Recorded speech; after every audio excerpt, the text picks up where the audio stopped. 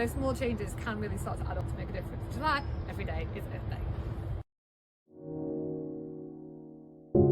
Plastic is across the whole of our supply chain in the sense that the goods come in on containers, on shipping containers across the sea, so there's a huge part where to protect the goods, plastic does have a role to make sure they don't get damaged by water or any vermin, or just you've got nice white sheets in a shipping container, you want to keep them white and not get them dirty. So there's a role for plastic to maintain the quality of our goods when they're getting to the UK, but at the same token, we need to think about packaging when we're sort of dispatching retail products, as well as the role of polyester, which is a form of plastic. It's derived by fossil fuels and polymers. So at that point, we can think about when they are washed, there's a releasing of microplastics into the water as well. So on that basis, there's a whole piece around innovation and looking at where we can bring in recycled plastics, where there is a need for plastic, and in other areas we can reduce it down and cut out plastic where we can across the supply chain.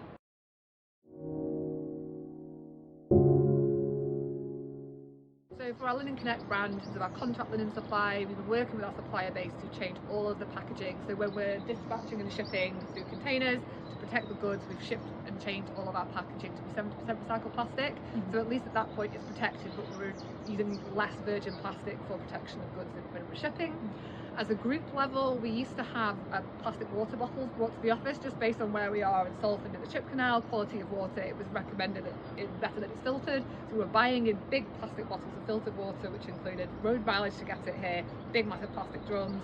As soon as I joined, I was like, let's get a filter machine so we can have on-site filtered water, but it does hot, cold, no plastic required, and people are only dispensing what they need, and we're not even boiling the kettle as much, so that's far more energy efficient.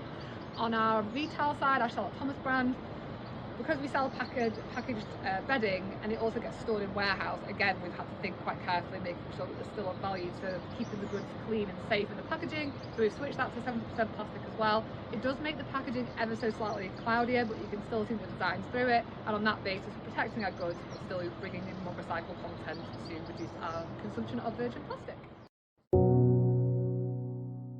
Obviously we've got the classic water bottle. I've got a few different like metal ones, so if ever I'm going on a trip, getting on a train to go to London, I just get that metal bottle in my bag. I know where the refilling stations are, so you can just, in most places you can actually ask to get the water bottle filled up. There's a little app called, I think it's called Refill, and it tells you where you can get your water bottles filled up.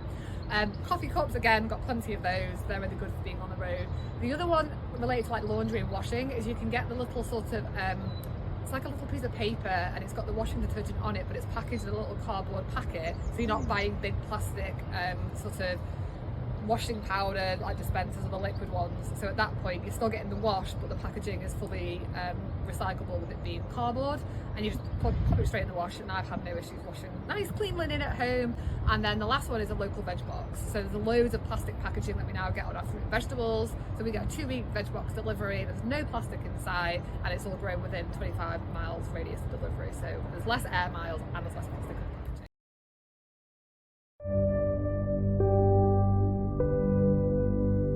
I'd say estimate, engage and educate. So for estimate, getting a handle on your carbon footprint data. Like for a lot of people it's very overwhelming. We've done some really great work getting to be part of the green economy in Greater Manchester. They've provided SME support for businesses to measure their carbon footprint through workshops. So that's given us more confidence, A, to measure our scope 1 and 2, and then the scope 3 piece, which can feel quite overwhelming. It's just starting to understand the data of like your purchase goods and services. It starts to engage conversations with your suppliers.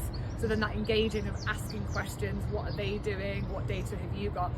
At this stage, it's as much of a conversation than asking the questions to try and understand how can you get a better picture of your data. Like even for us on our plastic, there's more work that we need to do to ask questions of where we're buying our plastic to understand the volumes of it. Even if we're changing it, you want to have that data to say we've gone from this volume to that volume. And in just engaging and educating your staff as well. So for Earth Day, we've been getting some books, we're doing carbon literacy training through our management team. So it's just helping people to get the information, think about things in their own personal lives as well. So if we're talking about carbon footprinting in the workplace, how many people even understand their carbon footprint at home? And I think the more we can educate ourselves as consumers and individuals, that will also help us see where we can make changes in our workplaces as well.